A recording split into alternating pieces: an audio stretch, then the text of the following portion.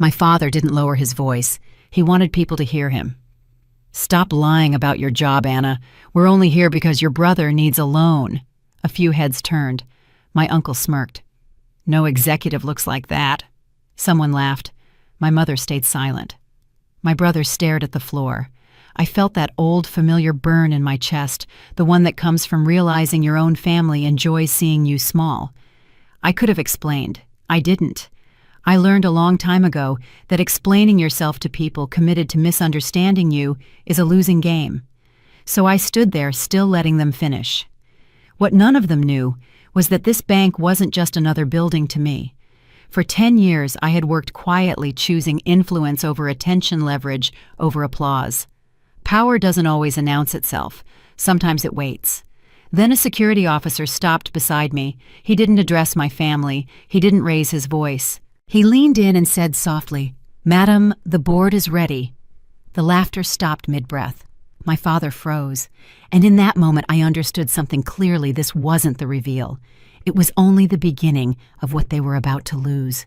The silence stretched longer than it should have. My father's face shifted from confusion to something brittle. He opened his mouth, then closed it.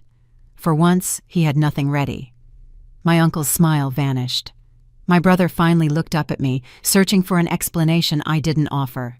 My mother looked away the way she always did when choosing comfort over truth. "There must be some mistake," my father said, attempting a laugh that didn't land. "We're here about a loan. For my son." The officer didn't look at him. "Whenever you're ready, ma'am." 3 hours earlier, my father had called me. Not to ask how I was doing, not to ask if I was free. "We're going to the bank," he said. "Your brother needs help. You should come." That was how it had always worked. I existed on standby, useful only when the golden child ran out of options. They had decided long ago who I was. The invisible daughter. The backup plan. The one whose achievements didn't count because acknowledging them would require reconsidering everything else. Standing in that lobby, watching their certainty crack, I felt something shift. Not satisfaction, not revenge. Readiness. "Anna," my father said sharply, "say something." I turned to him slowly. I saw a man who had spent decades teaching me my voice didn't matter and now wanted to borrow it. I think I said quietly, "You should finish what you came here to do." The security officer gestured toward the hallway. "They're waiting, ma'am." I took one last look at my family. My brother is pale. My uncle was distracted. My mother is still silent. And my father looking at me like he was seeing a stranger. I turned and walked away. Behind me, my brother asked, "What just happened?" No one answered him. The meeting lasted 2 hours. When it ended, I walked out knowing exactly what would happen next. The loan application had been flagged, the review process had begun, and my family was still waiting in the lobby, convinced that someone would appear to explain the mistake. There was no mistake. I passed through a side corridor to avoid them. Not because I was hiding, because I wasn't ready to see their faces again. Not yet. I needed time to process what I'd felt standing there, the weight of decades pressing down in a single moment. My phone buzzed. A text from my brother. "What the hell is going on? Where did you go?" I didn't answer. Another text, this time from my father. "Call me immediately." I turned the phone to silent and kept walking. That evening, I sat alone in my apartment and did something I rarely allowed myself to do. I remembered. I was 14 when I first understood my place in the family. My brother had just been accepted into a summer business program. It cost money we didn't really have, but my parents found a way. They always found a way for him. The dinner table that night was filled with congratulations, with planning with pride so thick you could touch it. I'd gotten my report card that same week. Straight A's. A note from my teacher saying I had exceptional potential. I'd brought it to dinner, hoping for some acknowledgement. My mother glanced at it. "That's nice, honey." My father didn't look up from his plate. My brother laughed. "Straight A's don't pay the bills, Anna." And just like that, the conversation moved on. My achievement disappeared into the air like it had never existed. That was the night I learned something important in this family. Success had a gender. My brother's potential was an investment. Mine was an afterthought. The pattern repeated for years. He got the car when he turned 16. I took the bus. He got money for college. I took out loans. He got praise for every small accomplishment. I got silence for every large one. When I asked my father once why things were different for us, he'd looked at me like I'd asked a foolish question. "Your brother needs opportunities," he said. "You'll be fine. You're tough." That word, tough. He said it like it was a compliment. But what he meant was, you don't need as much. You don't deserve as much. You can handle being overlooked because that's what you were made for. My mother never disagreed with him. Not once. She stood beside his decisions like a shadow, nodding along, smoothing over the edges when things got uncomfortable. When I tried to talk to her alone, she'd say things like, "That's just how your father is," or "Don't make waves, Anna." Don't make waves, the motto of my childhood. I learned to make myself smaller, to need less, to expect less. And when I finally left home, I carried that lesson with me like a stone in my pocket. But something happened when I started working. I discovered I was good at things my family had never valued. I could see patterns others missed. I could make decisions under pressure. I could build trust with people who had no reason to trust anyone. In my first year at the bank, I was assigned to a restructuring team. Low-profile work. No glory. Just long hours and complicated spreadsheets. My supervisor barely acknowledged me. But I noticed something in one of the files. A discrepancy that everyone else had overlooked. A small detail that left unchecked could have cost the institution millions. I flagged it, quietly, through proper channels. 3 months later, the deal closed successfully. My name wasn't mentioned in any report, but the people who mattered noticed. They remembered. That's how I built my career. Not through announcements or accolades, through results, through consistency, through being right when it counted. By my 5th year, I'd moved from analyst to strategist. By my 8th, I was advising on major decisions. By my 10th, I held a position that few people outside the organization even understood. And I never told my family. Not because I was ashamed, because I'd learned what happened when I shared good news. It got minimized, dismissed, turned into a joke. When my brother started his business, my father called it visionary. When I mentioned I'd been promoted, he asked if I was sure it wasn't just a temporary thing. When my brother's first venture failed, my parents blamed the market. When I suggested that maybe his approach had been flawed, I was called unsupportive. So I stopped talking about my life. I answered their questions with vague half-truths.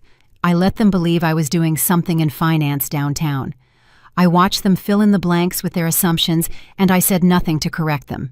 They decided I was stuck in some middle management job going nowhere. They decided I was the backup daughter, the one who would always be there to help when the real star of the family needed something.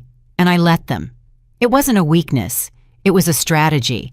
If they knew what I'd accomplished, they would have found ways to use it, to claim credit, to ask for favors, to insert themselves into a world they had never supported me in building. My success was mine. I didn't owe them access to it.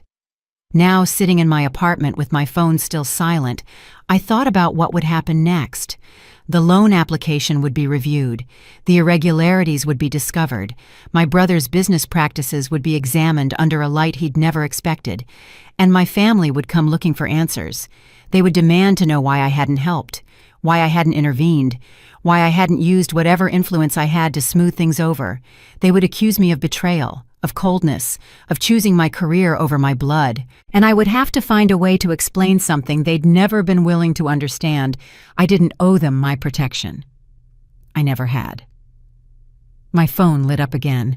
This time a voicemail from my mother. I pressed play. "Anna." Her voice was tight-controlled. "I don't know what happened today, but your father is very upset. Your brother is upset. We need you to call us back and explain what's going on. We're family. We should be able to talk about these things." Family. The word landed differently now. For years I'd tried to be part of that family. I'd bent myself into shapes that fit their expectations. I'd accepted less so they could have more. I'd stayed quiet so they could stay comfortable. But today in that lobby, something had changed. For the first time, they'd seen a version of me they couldn't control, couldn't dismiss it, couldn't explain away. And judging by the panic in my mother's voice, they had no idea what to do with her. I deleted the voicemail without calling back. Then I turned off my phone and sat in the silence of my apartment. Tomorrow the questions will start. The accusations, the demands. But tonight I let myself feel something I'd been denying for decades. I wasn't the daughter they'd decided I was. I never had been. And soon they would have to face that truth whether they were ready or not. The next morning I returned to work like any other day. The difference was invisible to most people, just another executive moving through the corridors of an institution that operated on discretion and precision. But inside, something had settled into place, a clarity I hadn't felt in years. My assistant met me at the elevator.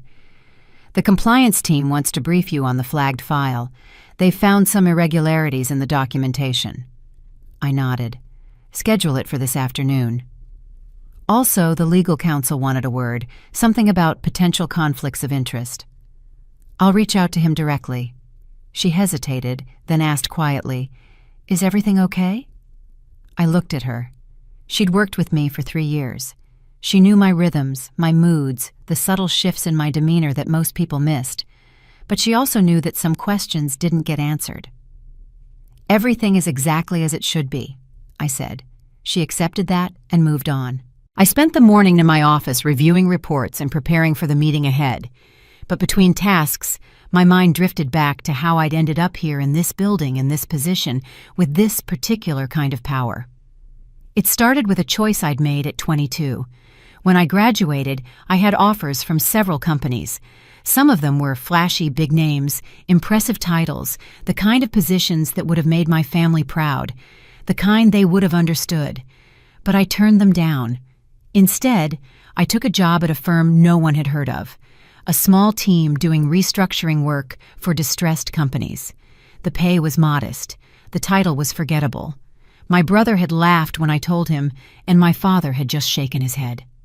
"You could have done better," he'd said. But I knew something they didn't. I knew that the most important work often happened out of sight. That real influence didn't come from titles, it came from being in the room when decisions were made. From understanding systems that others took for granted, from building relationships with people who valued competence over performance. For 3 years, I worked in obscurity. I learned how companies failed. I learned how they survived. I learned that money wasn't just numbers, it was leverage, and leverage was power. Then came the case that changed everything. We were restructuring a mid-sized manufacturer. The owners wanted to save it. The creditors wanted to liquidate it. Everyone was fighting over scraps, while the whole thing threatened to collapse. I was the youngest person on the team, the quietest, the most ignored. But I saw something in the numbers that no one else had noticed. A pattern in the debt structure that suggested a path forward, a way to satisfy the creditors without destroying the business. I brought it to my supervisor. He dismissed it. "That's not how these things work," he said. "Stick to the analysis and let the seniors handle strategy." I nodded. And then I did something that could have ended my career. I wrote a memo, detailed, precise, laying out exactly what I'd found. I sent it to the partner leading the deal over my supervisor's head without his knowledge. The partner read it. Then he called me into his office. I thought I was going to be fired.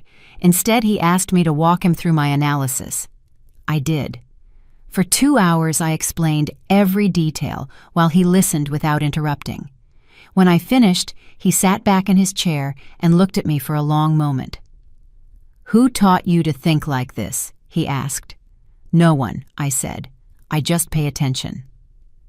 3 months later, the deal closed using my approach. The company survived. The creditors were satisfied. And I was offered a position at the partner level unheard of for someone my age. I turned it down. Not because I didn't want it, because I understood something about power that most people miss. The people who announce their achievements are rarely the ones making the real decisions. The ones who matter are the ones who stay invisible until they need to be seen. I took a different path. I moved into strategic advisory work. I became someone organizations consulted when they needed solutions they couldn't find on their own. I built relationships with people who ran things quietly, effectively, without fanfare.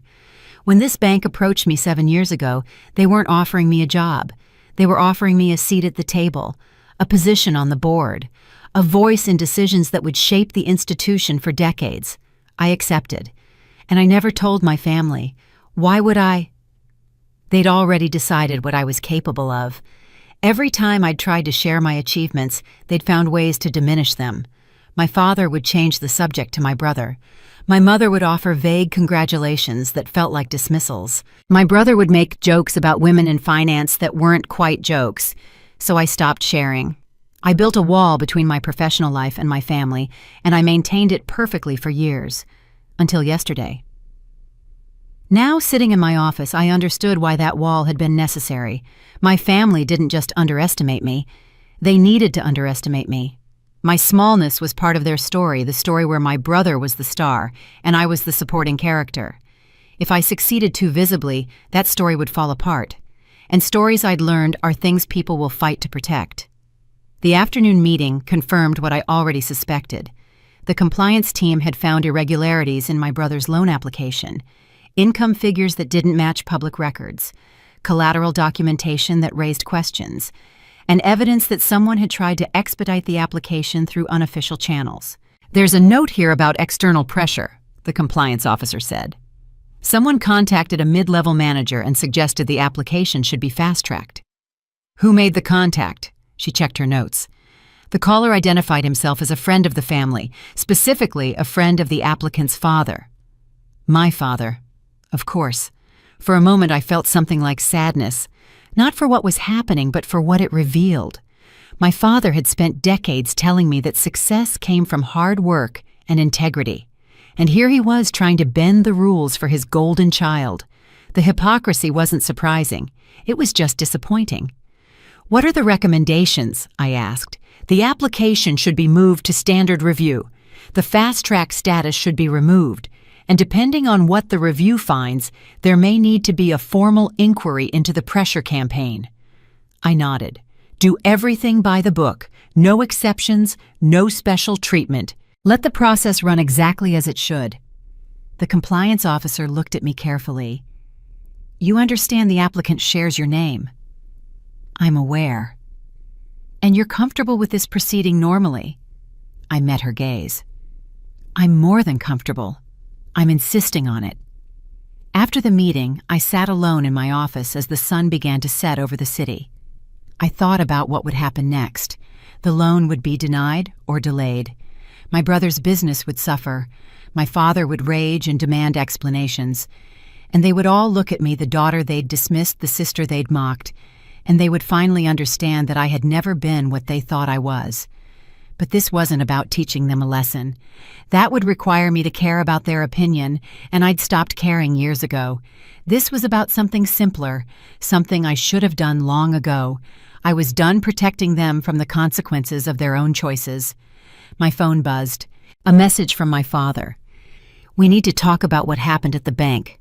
This is serious." I read the message twice, then I put the phone away without responding. Seriously. Yes, it was, but not in the way he imagined. The file arrived on my desk the next morning through official channels. No one had flagged it for my attention specifically. The system simply routed high-risk applications through standard review protocols, and this one met every threshold for concern. I opened it knowing exactly what I would find, and I found it worse. My brother's business had been bleeding money for 18 months.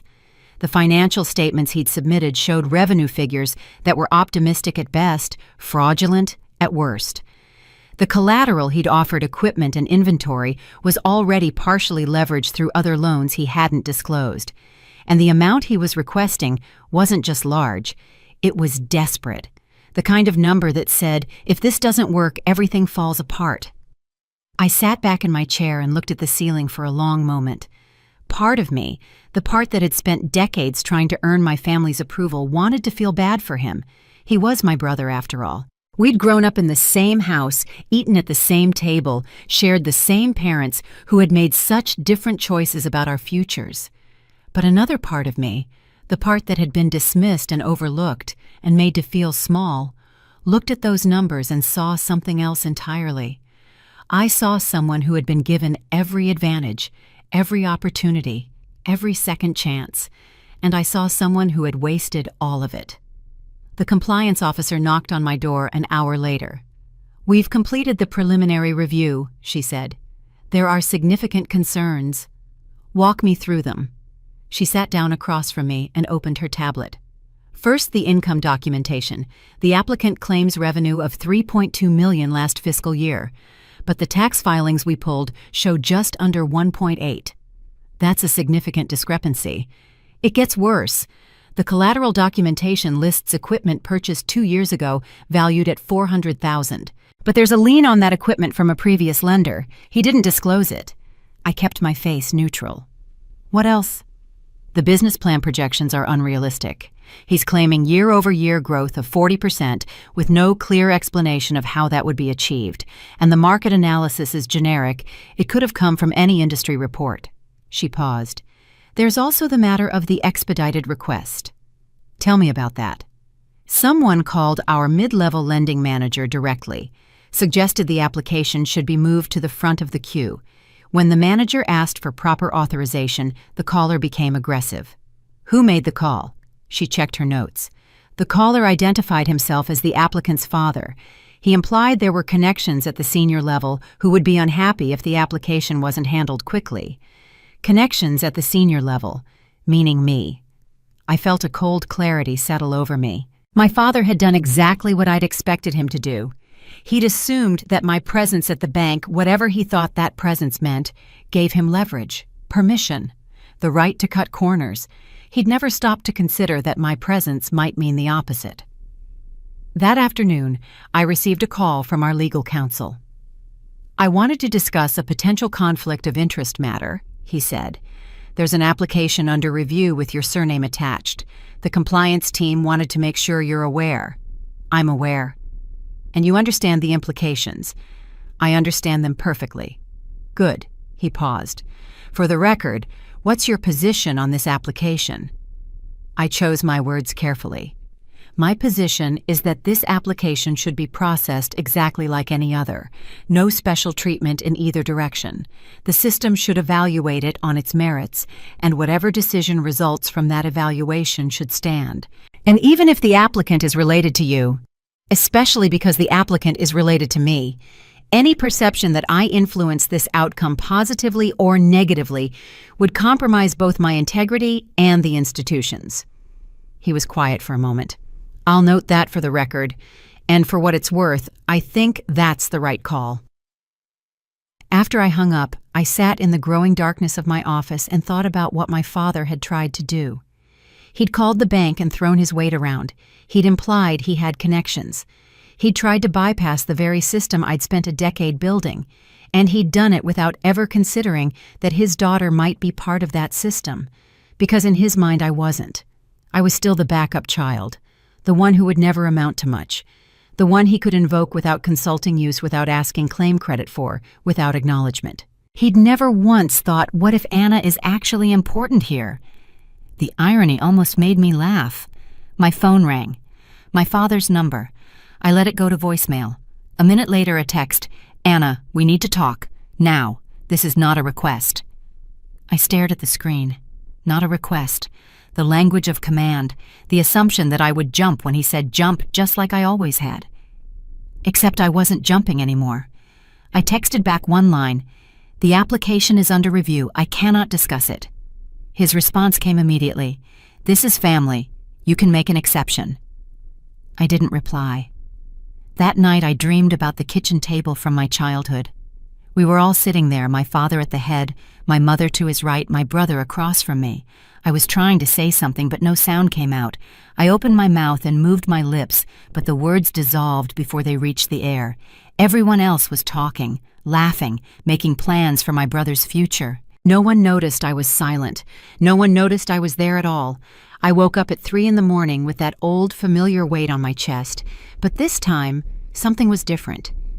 In the dream, I had been voiceless, invisible, trapped in a role I hadn't chosen. Now awake in the darkness of my apartment, I understood something clearly. I wasn't in that kitchen anymore. The table had been reset. And when the time came, I would be the one deciding who got to sit down. The next day, the application status changed. It was removed from expedited review and placed in the standard queue. The priority flag was stripped. The file was assigned to a senior analyst who had no idea who I was or who my family was. No one asked my permission. No one had to. The system I had helped build was doing exactly what it was designed to do: evaluate each case on its merits, without favoritism, without pressure, without exceptions. My brother's application would be judged by the same standards as everyone else's. And based on what I'd seen in that file, I knew exactly how that judgment would go. My father called 3 more times that day. Each time, I let it ring. Finally, a voicemail. "Anna, I don't know what game you're playing, but this affects your brother's future, his livelihood. If you have any sense of family loyalty, you'll pick up the phone." Family loyalty. The phrase he'd wielded like a weapon my entire life. The debt I was always supposed to pay, even though no one had ever invested in me. I deleted the voicemail without saving it. That evening, I sat by my window and watched the city lights come on one by one. I wasn't trying to destroy my brother. I wasn't trying to punish my father. I wasn't seeking revenge in any dramatic sense. I was simply doing something much more profound. I was stepping aside. For years, I had stood between my family and the consequences of their choices. I had absorbed their failures, made excuses for their behavior, protected them from truths they didn't want to face. Not anymore. The loan application would succeed or fail on its own terms. My brother would rise or fall based on his own decisions. My father would have to accept that his influence had limits. And I would finally stop being the invisible foundation they all stood on without ever looking down. The wheel was turning now. I was done standing in its path. 3 days later, my family came to visit me. Not to my office, they didn't know where it was. Not to my apartment, I'd never shared the address.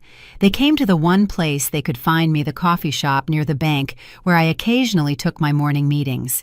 My mother had remembered. Years ago, in a rare moment of genuine conversation, I'd mentioned liking the croissants there. She'd filed it away, and now she'd used it. I was alone at a corner table when they walked in. My father first, his face arranged in an expression I knew well, the look of a man preparing to negotiate from a position he believed was strong. My mother followed, already playing her role of concerned peacemaker. And behind them, my brother looking everywhere except at me.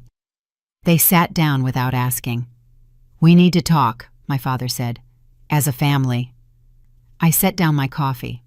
"About what?" "Don't play games, Anna. You know exactly what this is about." I waited. He leaned forward. "Your brother's loan has been delayed, indefinitely. There are questions being asked, reviews being conducted. This isn't how things were supposed to go." "How were things supposed to go?" "We came to you for help. We expected you to provide it." The words hung in the air between us. Expected. Not asked. Not hoped. Expected. "I never agreed to help," I said quietly. My father's jaw tightened. "Your family. Some things don't need to be said out loud." Apparently they do. My mother reached across the table, her hand landing near mine, but not quite touching it. "Anna, please. Your father is under a lot of stress. We all are. This business means everything to your brother." I looked at her. For a moment, I saw the woman who had brushed my hair when I was small, who had read me stories before bed, who had once seemed like the safest person in the world. But I also saw the woman who had stood silent while I was overlooked, who had smoothed over every slight, who had taught me that keeping the peace was more important than being seen. "I understand this is stressful," I said, "but I'm not in a position to intervene. Not in a position." My brother spoke for the first time, his voice sharp with frustration. "You work there. You have connections. People listen to you." "How would you know that?" He stopped. The question caught him off guard. "You've never asked about my work," I continued. "None of you have. You've assumed I was some middle manager with no real influence. You made jokes about it. You dismissed everything I tried to tell you." "That's not—" "Yes, it is." I kept my voice calm. "For years I tried to share what I was doing, and every time you changed the subject, you laughed. You made it clear that my career didn't matter, and now you're sitting here telling me I should use my connections to help you." My father slammed his hand on the table. Other customers looked up. "This is not the time for old grievances," he said. "Your brother's business is on the line, his future, and you're sitting here talking about your feelings." I didn't flinch. "My feelings aren't the issue. The issue is that you want something from me that I'm not able to give. Not able or not willing. Does it matter?" The silence stretched between us like a wire pulled too tight. My mother tried again. "Anna, please. I know things haven't always been perfect between us, but we're still family. That has to count for something."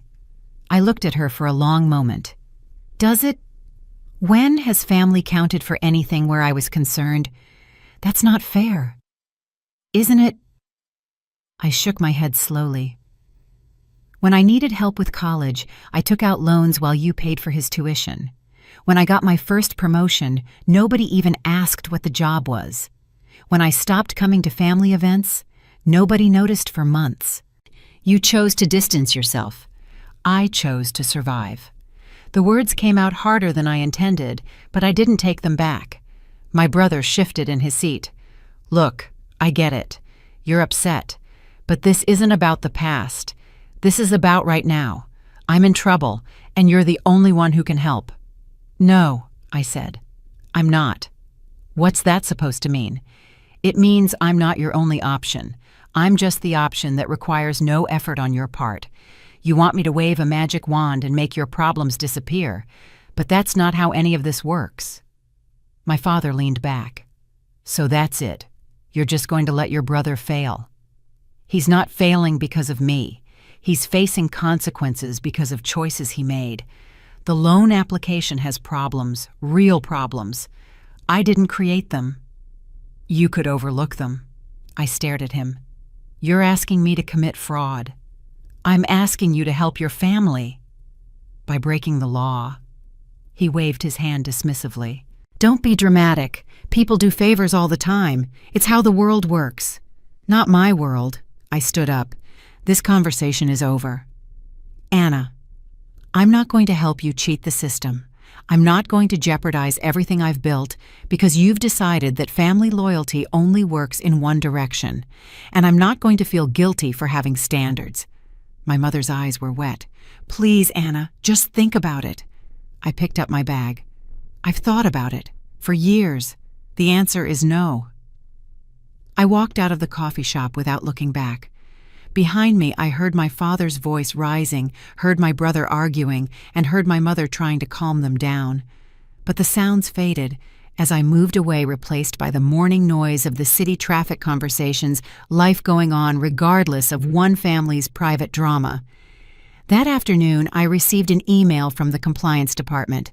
The loan application had been formally rejected. The grounds were multiple discrepancies in financial documentation, undisclosed liens, unrealistic projections, and evidence of attempted external influence on the review process.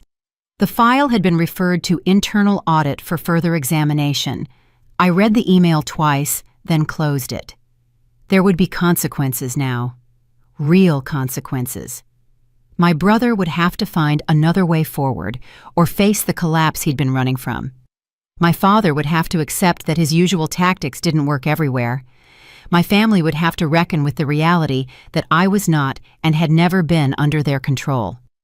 I didn't feel victorious. I didn't feel vindicated. I felt tired.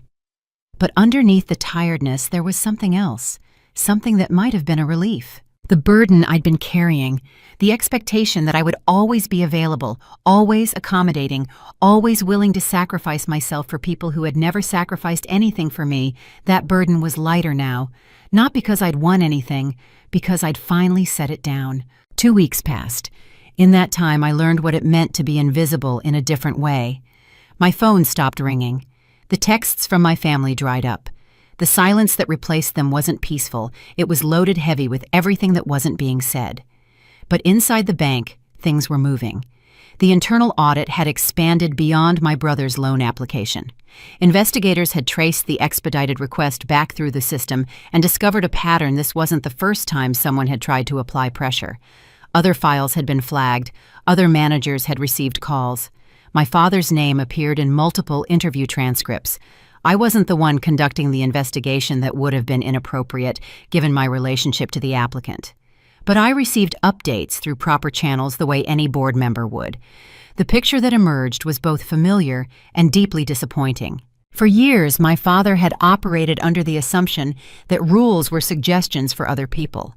He'd built relationships with mid-level employees at various institutions, people who owed him favors, who wanted to stay on his good side, who believed that accommodating him would pay dividends down the road. Most of the time, it worked. Small favors accumulated into larger ones. Exceptions became patterns. And my brother, the golden child, had inherited both the attitude and the network. But the bank was different. The systems I'd helped build were designed precisely to catch this kind of behavior. Not because I'd ever imagined my own family would trigger them, but because I understood that institutions fail when they allow personal connections to override professional standards. The irony was not lost on me. One morning, I received a meeting request from the chief compliance officer.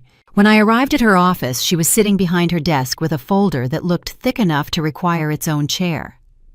"I wanted to give you a personal briefing," she said, "given the circumstances. I appreciate that." She opened the folder.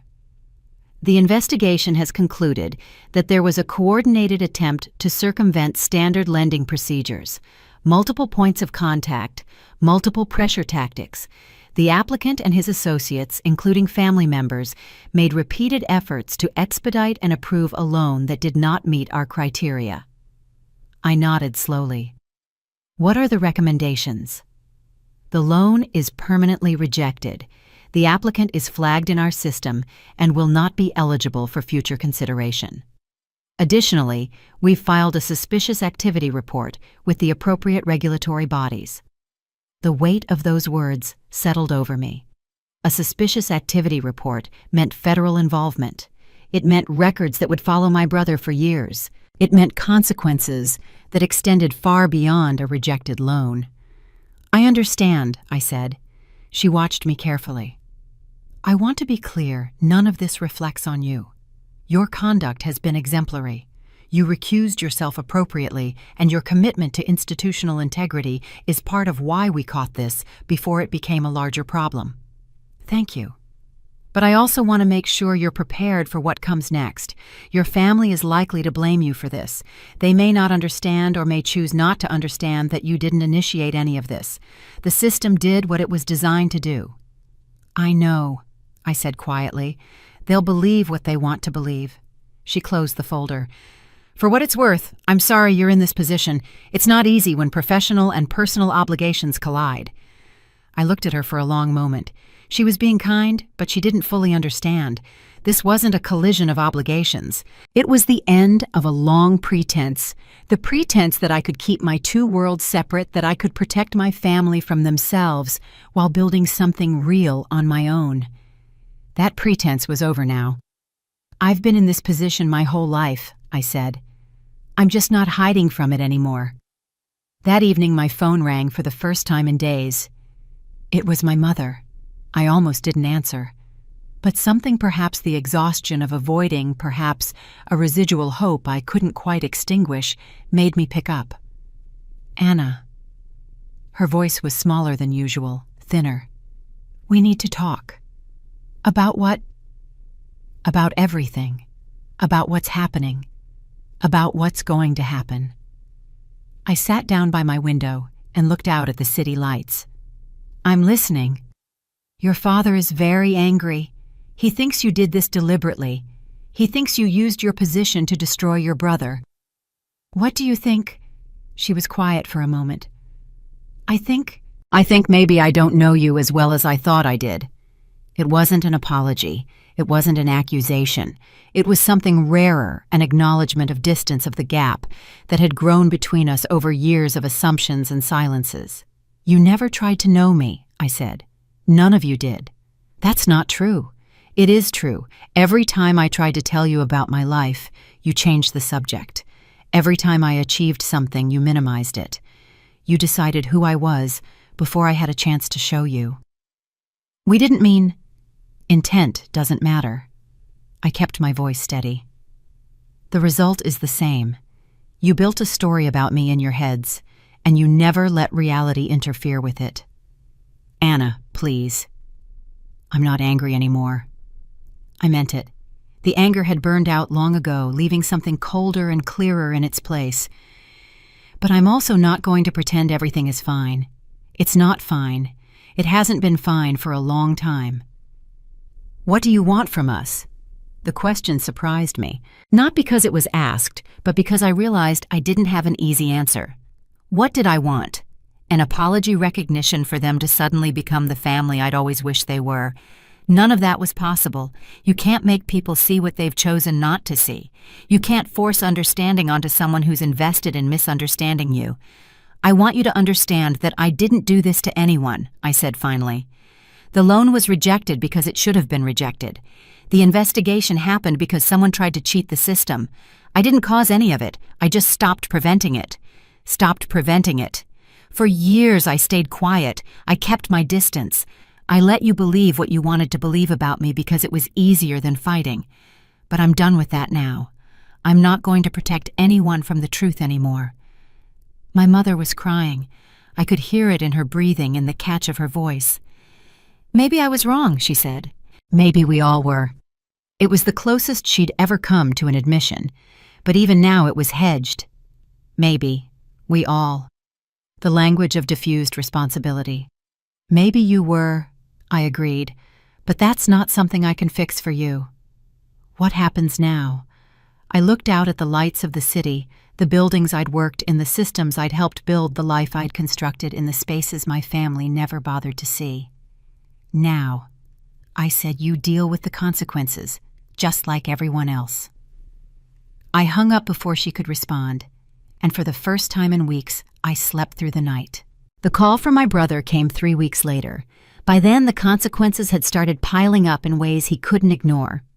His loan rejection had become known in business circles, not through scandal, but through the quiet channels where such things always travel. A partner he'd been counting on withdrew. A client delayed signing a contract. The dominoes were falling one by one. When I saw his name on my phone, I almost didn't answer.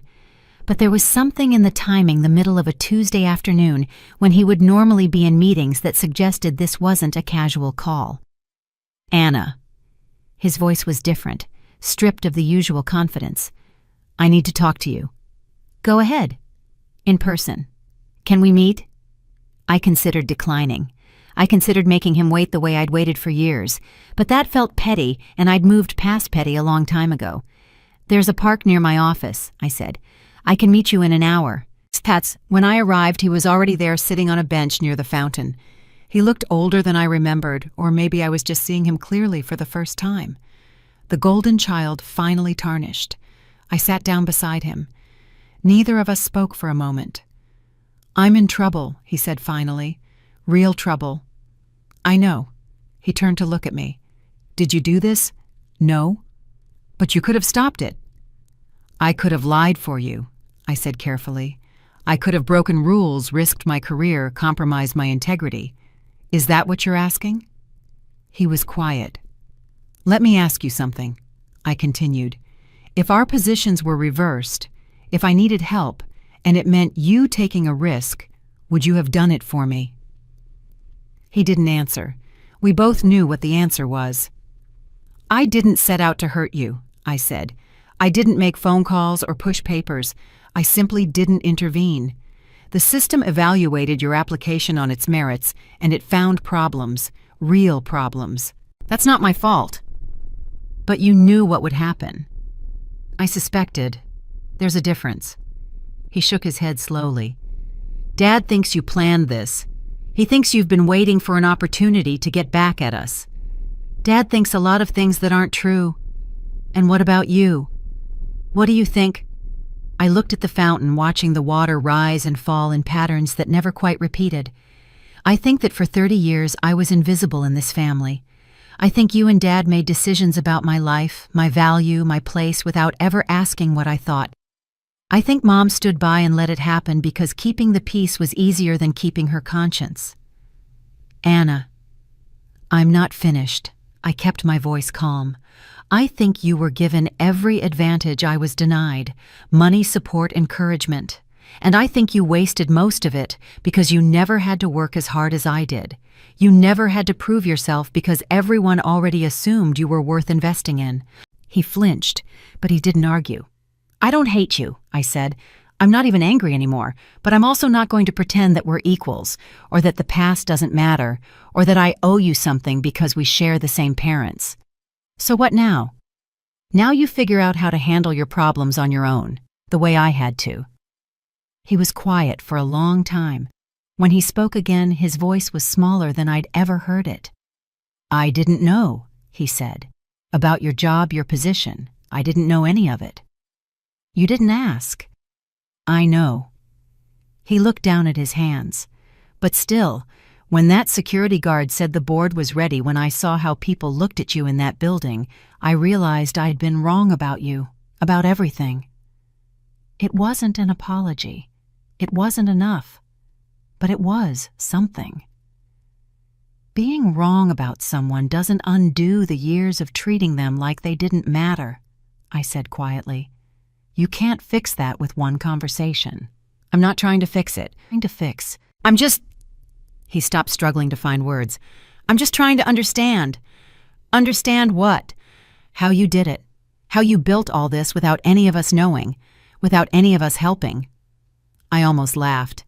That's exactly how I built it, because none of you were there, because I learned early that the only person I could count on was myself. That sounds lonely. It was. I met his eyes, but it was also honest.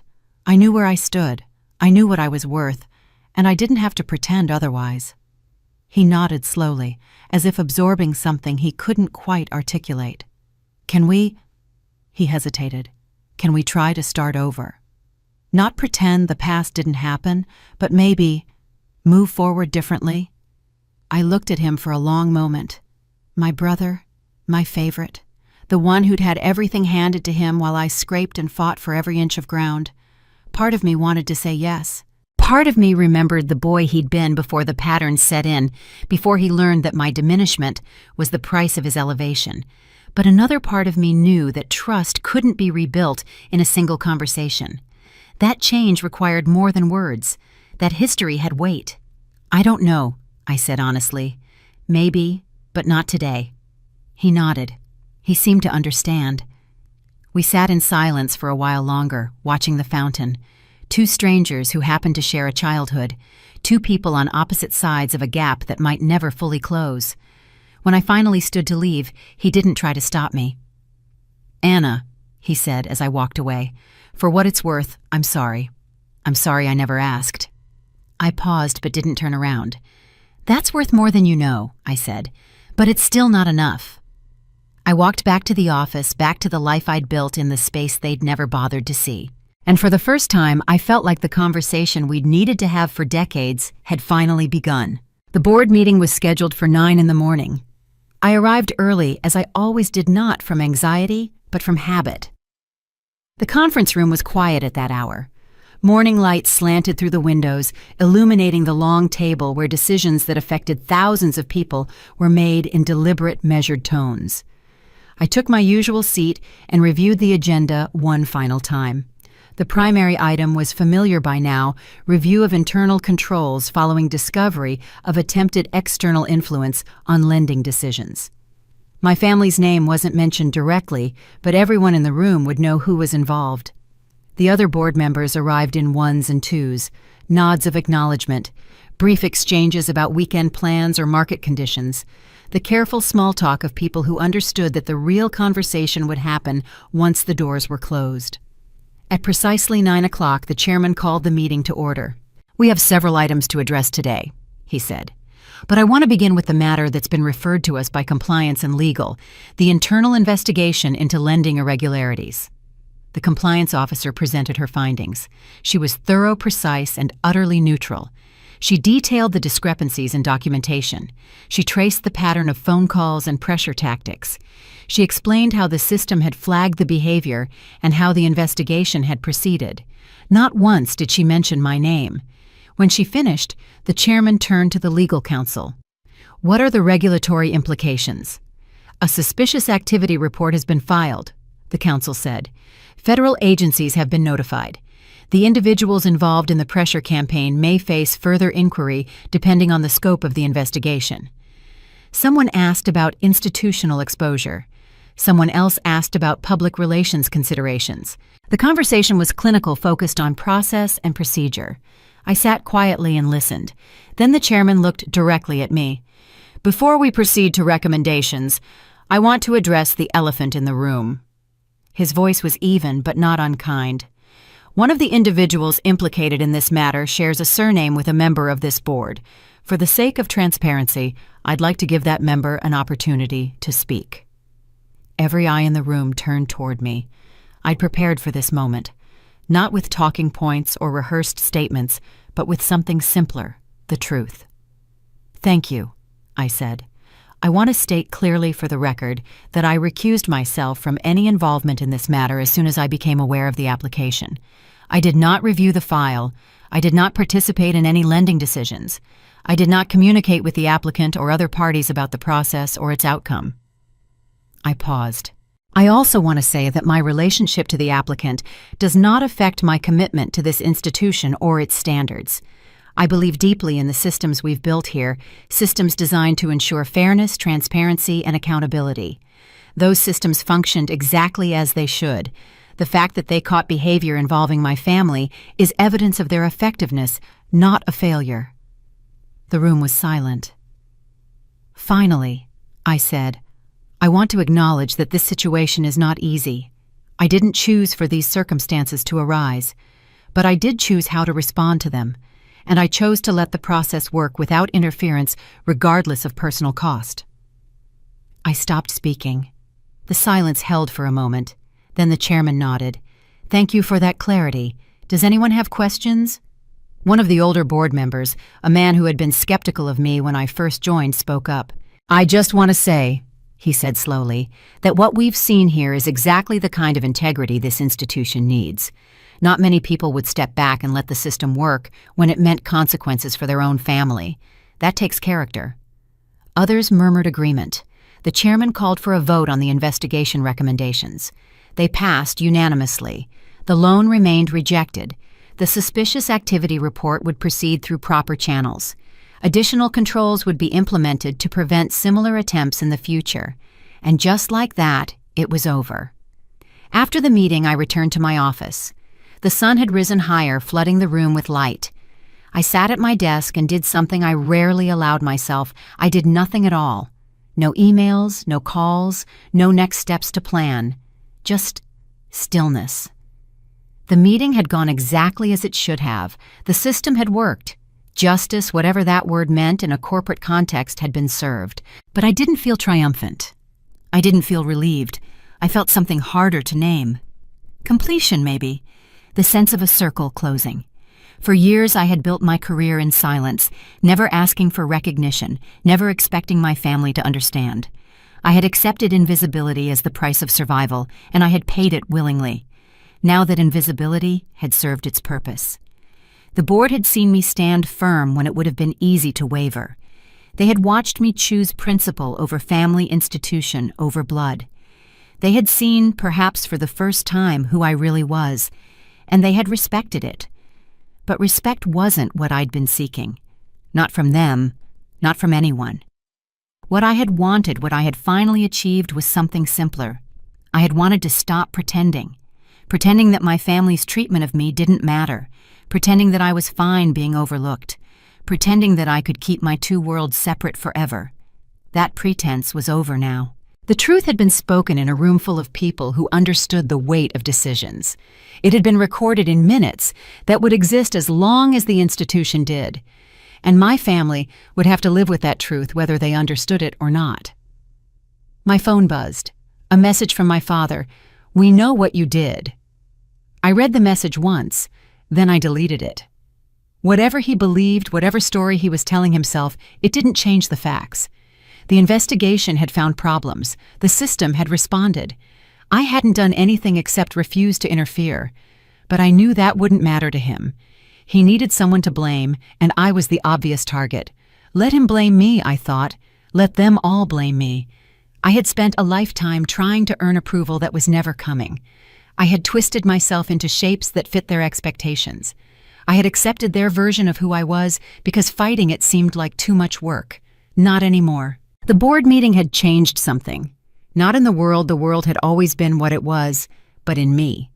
I was done asking permission to exist, done waiting for recognition, done protecting people who had never protected me.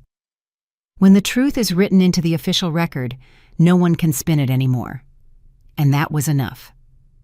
The weeks that followed moved with a strange kind of momentum. My brother's business didn't collapse overnight. These things never do. But it shrank. Contracts that had been pending were quietly shelved. Partners who had been enthusiastic became suddenly busy.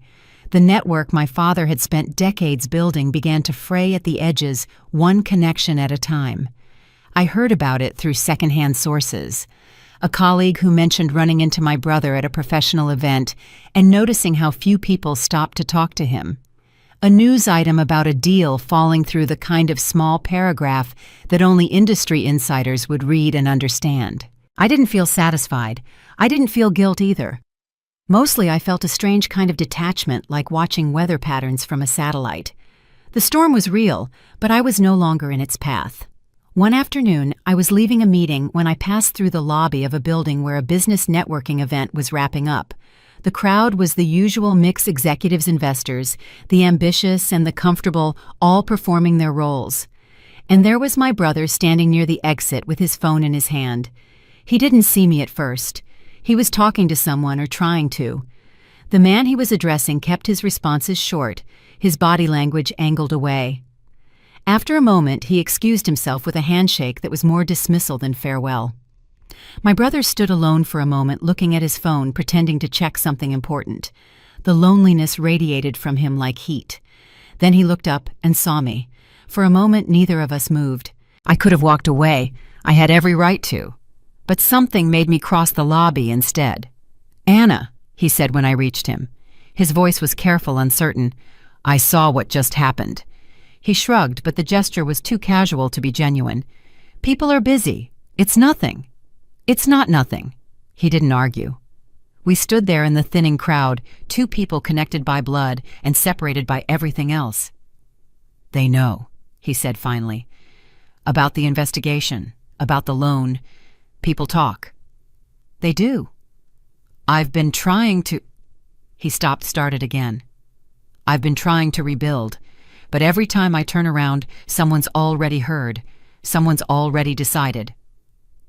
I didn't respond. There was nothing to say that wouldn't sound like either comfort or condemnation, and I wasn't ready to offer either. "This is what it feels like," he said quietly, "being on the outside." "Yes."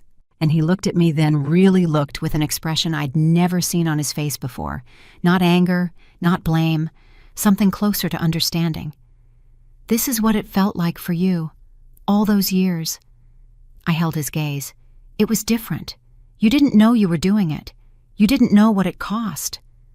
Would it have mattered if I had—" The honesty of the question surprised me, and the honesty of my answer surprised me more. "I don't know. Maybe. Maybe not." He nodded slowly, accepting the uncertainty without trying to resolve it. We stood in silence for another moment. The lobby had mostly emptied. Someone was stacking chairs in a corner. "I'm not asking for forgiveness," he said. "I don't think I've earned that. You haven't. But I wanted you to know—" He stopped again, struggling with words that didn't come naturally to him. "I wanted you to know that I see it now. What we did, what we took from you, I see it." I let the words settle. They weren't an apology. They weren't a promise. They were just an acknowledgement, late, incomplete, but real. "Seeing it is a start," I said, "but it's only a start." He nodded. He didn't ask for more. I left him standing in that empty lobby. I didn't look back. The call from my mother came 2 days later. I was at home reading a book I'd been putting off for months. When I saw her name on the screen, I almost let it go to voicemail, but something made me answer. "Anna." Her voice was softer than I'd expected. Tired. "Mom, I've been wanting to call. I just didn't know what to say. That's never stopped anyone before. She was quiet for a moment, absorbing the edge in my words. I deserve that, she said finally. I deserve a lot of things I probably won't get. What do you want? I don't know. Maybe just to talk, maybe to explain, maybe to admit that I should have done things differently. I set my book aside. I'm listening. When you were young, she said slowly, I thought I was protecting you. Your father had very clear ideas about how things should be. Who should get what? I told myself that by not fighting him, I was keeping the peace, keeping the family together. You were keeping yourself comfortable. That too. Her voice cracked slightly. I was afraid, Anna. Afraid of what would happen if I pushed back. Afraid of being alone. So I stayed quiet, and I let you carry the weight that I should have helped you carry. I felt something shift inside me. Not forgiveness that was still too far away, but something like acknowledgement. She was finally saying the things I'd needed to hear for decades. You let me become invisible, I said. You watched them overlook me and you said nothing. I know.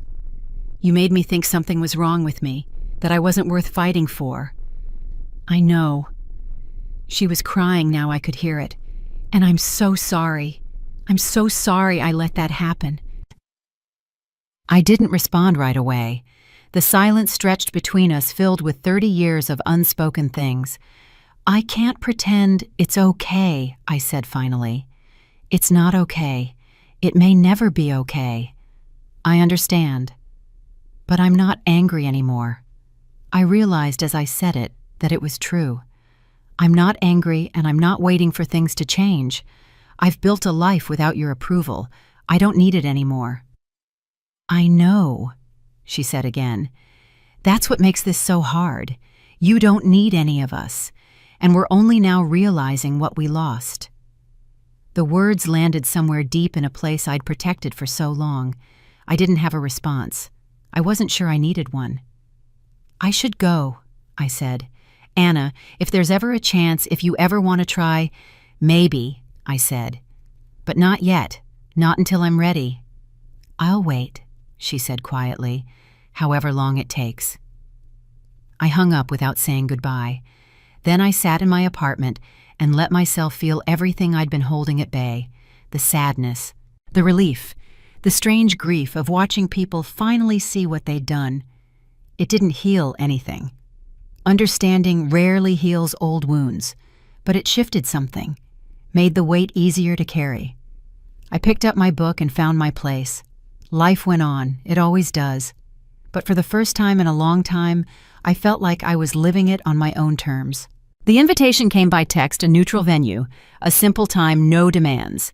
My father's doing, I suspected. He would have crafted it carefully, stripping away the commanding tone he used at home, trying to present something reasonable, something I couldn't refuse without seeming petty. I considered ignoring it. I had built a life without them. I didn't owe them a meeting, a conversation, or a chance to explain. But I also recognized something in myself, a need for closure that had nothing to do with them. I needed to stand in front of my family as the person I had become, not to prove anything, just to know that I could. So I agreed. The restaurant they'd chosen was in a part of town I rarely visited, neutral territory as promised. When I arrived, my father was already seated. My mother is beside him, my brother across the table leaving the fourth seat for me. I slid into the chair without greeting them. For a moment, no one spoke. The silence had a different quality now, not the silence of dismissal or assumption, but the silence of people who no longer knew what to say to each other. My father cleared his throat. "Thank you for coming." I almost didn't. He nodded, accepting this without argument. It was the first sign that something had changed. "We wanted to talk," he said, "about what's happened, about where we go from here." "Where do you want to go?" He looked at me, and I saw something I'd never seen in his eyes before. Not authority, not certainty, something closer to helplessness. "I don't know," he admitted. "I thought I knew how things worked, how the world worked, how you worked. I was wrong." My mother reached across the table, not quite touching my hand. "We all were." "Being wrong is one thing," I said quietly. Being wrong for 30 years while treating me like I didn't matter is something else. I know, my father said. I know that now. He seemed to want to say more, but the words didn't come. He sat there smaller than I remembered, stripped of the certainty that had defined him.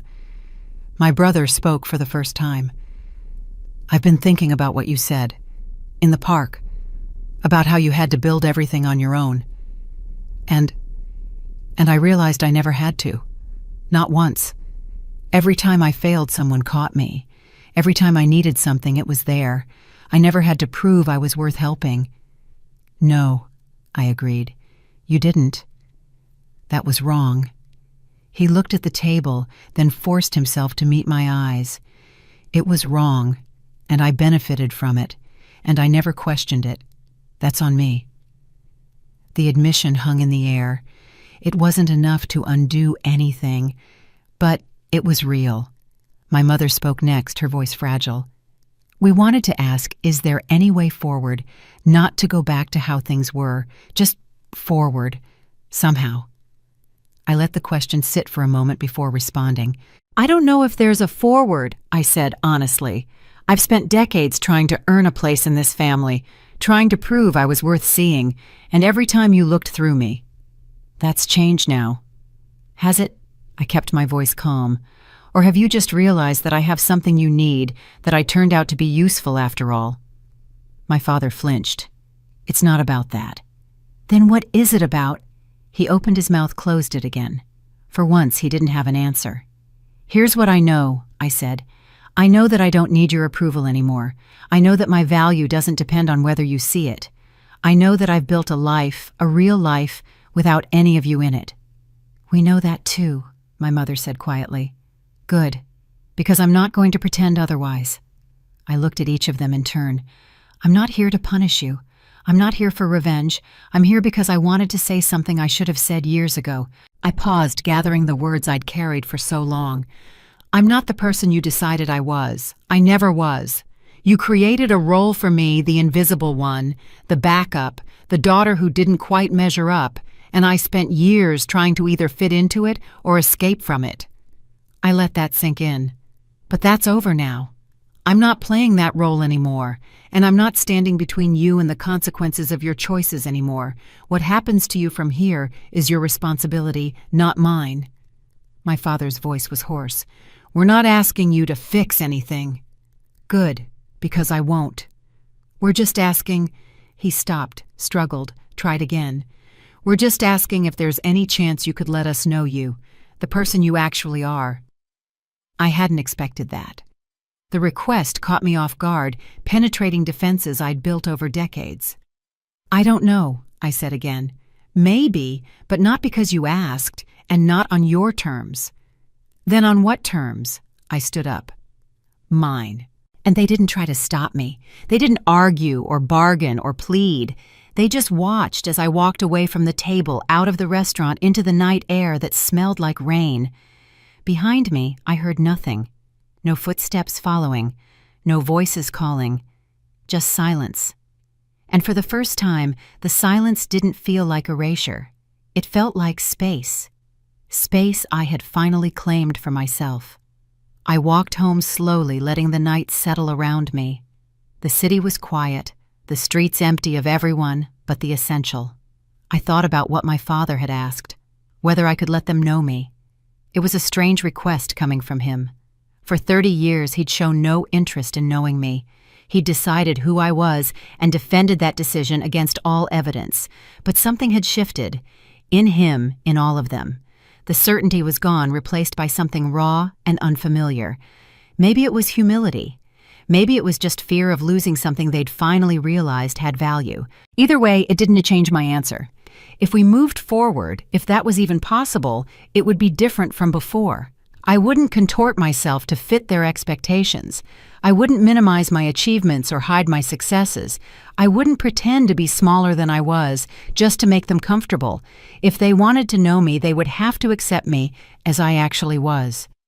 And if they couldn't do that, then there was nothing more to say. I reached my apartment and paused at the door. The night was quiet. The sky was clear. Somewhere in the distance, a siren wailed and faded. For the first time in my life, I had said everything I needed to say to my family. I had stood my ground without anger, without cruelty, without compromise. And I had walked away on my own terms. Whatever came next, I would face it the same way I'd faced everything else in my life. Alone if necessary, but no longer invisible. 6 months passed. Time moves the way it always does after a crisis, first slowly each day weighted with aftermath, and then faster as the extraordinary becomes ordinary and life reasserts its rhythms. My brother's business didn't disappear. It shrank, restructured, became something smaller and more honest. He sold off the parts that had been built on ambition rather than substance. He kept what was real. It wasn't the empire he'd imagined, but it was sustainable. It was his. We didn't talk much. Occasional texts, a brief phone call here and there. Nothing that resembled the closeness some siblings share, but also nothing that felt like warfare. We had reached an equilibrium, polite, distant, truthful. Maybe that was all we'd ever be capable of. Maybe that was enough. My father was different. The change in him was harder to read, more internal. He didn't call with demands anymore. He didn't make pronouncements about how the world worked or who deserved what. When we spoke rarely, his voice was quieter, uncertain. I'd spent my whole life wanting him to listen to me. Now that he was listening, I found I had less to say than I'd imagined.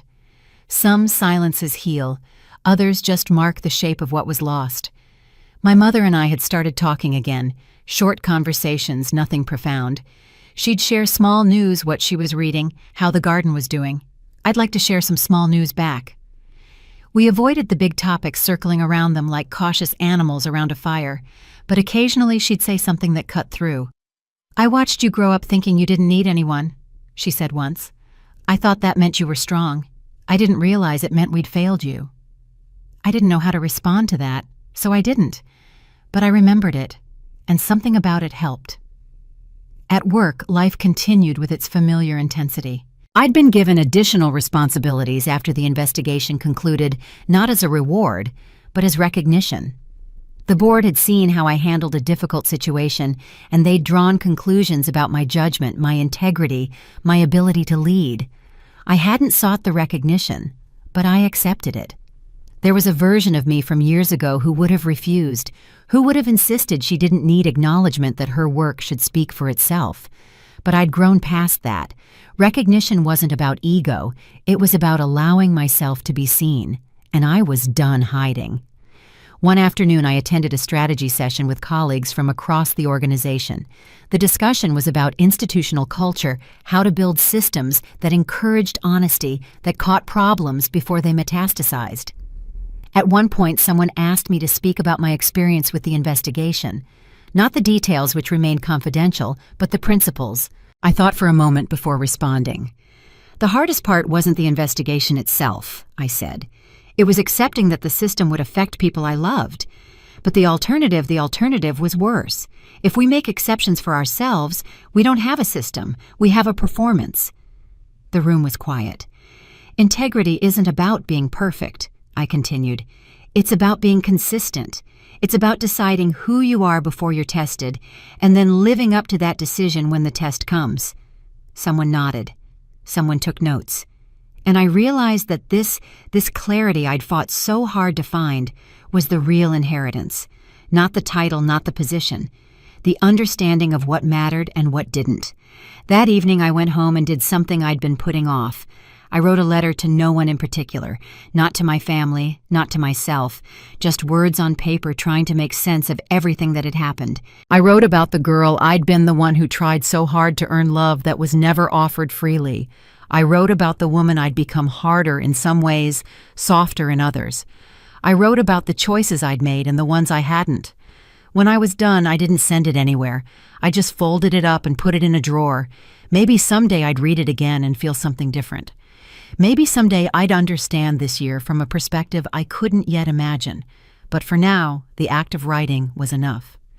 A week later, an email appeared in my inbox, from my mother.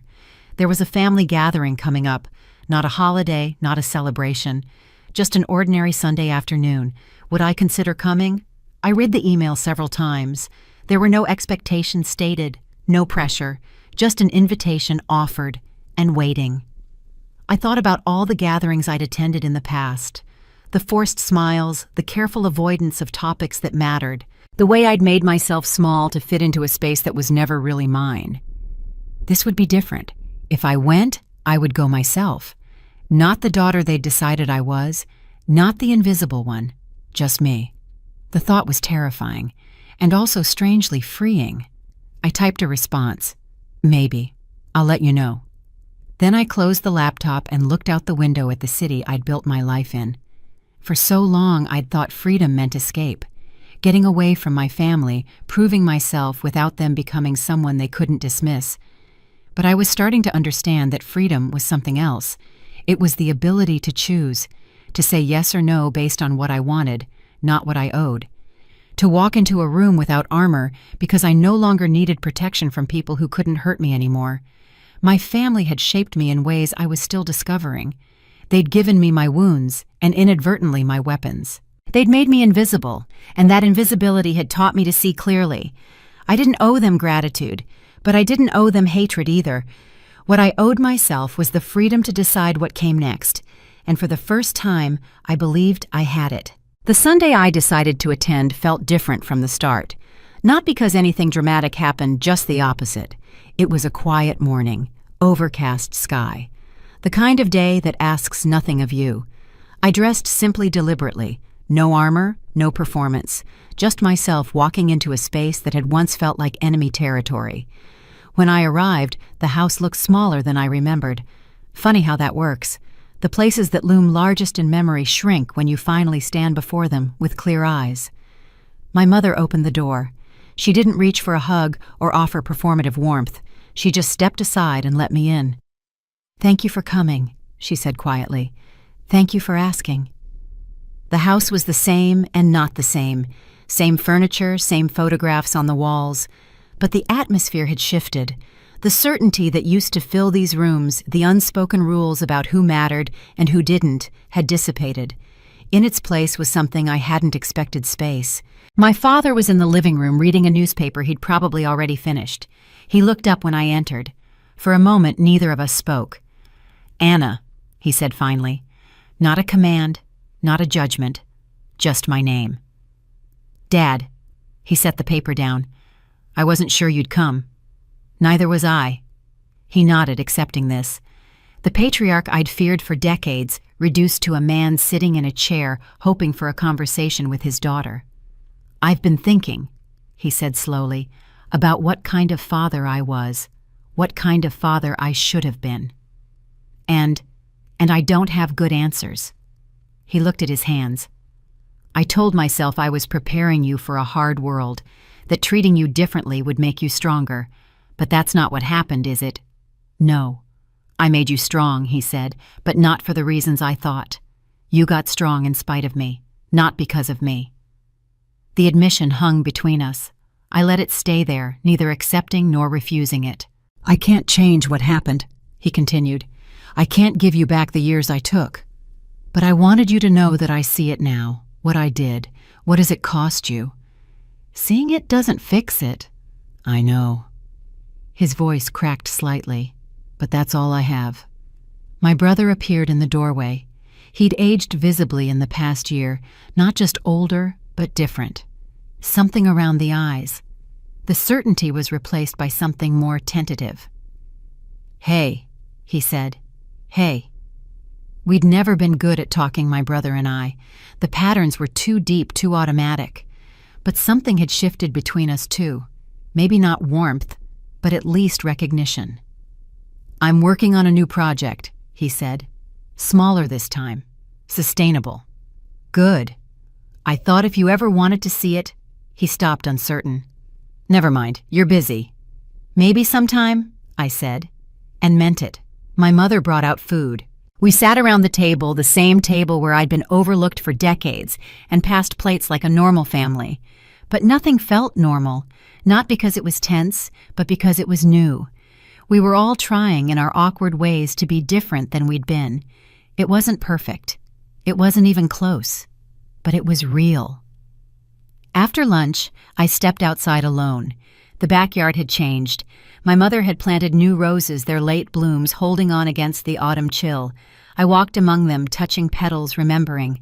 I'd grown up in this yard, played here, hidden here when the house felt too small, dreamed here about the person I wanted to become. Now that person was standing in the same spot, looking back at the child she'd been. I thought about everything I'd been through, the years of invisibility, the quiet building of a career no one saw, the moment in the bank lobby when everything changed. I thought about revenge, not the word, but the feeling. The way I'd imagined it would feel to see my family brought low, to watch them face consequences they'd never expected. But revenge, I understood now, had never been the point. The point was something else, something quieter, something that had nothing to do with them at all. I had wanted to be free, not free from them that was too simple, free from the version of myself that needed their approval, free from the role they'd assigned me, free from the belief that their opinion determined my worth. And standing here in the yard where it all began, I realized I had achieved it. Not through dramatic confrontation, not through public humiliation, not through making them suffer the way they'd made me suffer, through something more powerful, through simply becoming myself. My mother appeared at the back door. "Anna, is everything okay?" I turned to look at her, this woman who had stood by while I was overlooked, who had only recently begun to understand what that silence had cost. "Everything's fine," I said. "I was just thinking." "About what?"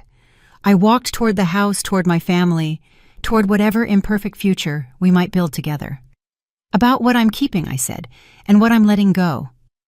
She didn't ask what I meant. Maybe she understood. Maybe she didn't. Either way, it didn't matter.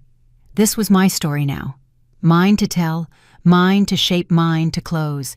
I'd spent decades being the invisible daughter, the overlooked one, the scapegoat for a family that needed someone to diminish so they could feel larger. That chapter was over. What came next, I didn't know exactly. Maybe slow reconciliation, maybe permanent distance, maybe something in between, shifting and changing as we all grew older. But whatever came, I would face it as myself. Not as the person they'd decided I was. Not as the role they'd assigned me. As Anna, the woman who had built a life from nothing, who had earned her place at the table, who had finally learned the difference between being loved and being needed. As I walked back into the house, I felt something settle inside me. Not happiness exactly, closer to peace. I had kept what mattered, my integrity, my achievements, myself. I had let go of what didn't, the need for approval that was never coming, the hope for a family that might never fully change. And in that balance between keeping and releasing, I had found something I'd been searching for my whole life: myself. If you've ever felt invisible in your own family, if you've ever been the one they overlooked while celebrating someone else, I want you to know you're not crazy, you're not wrong, and you're not alone. Sometimes the bravest thing you can do isn't confront them or change them. It's simply refusing to disappear. It's building a life that doesn't depend on their recognition. It's learning that your worth was never theirs to determine. That's not revenge. It's something better. It's freedom.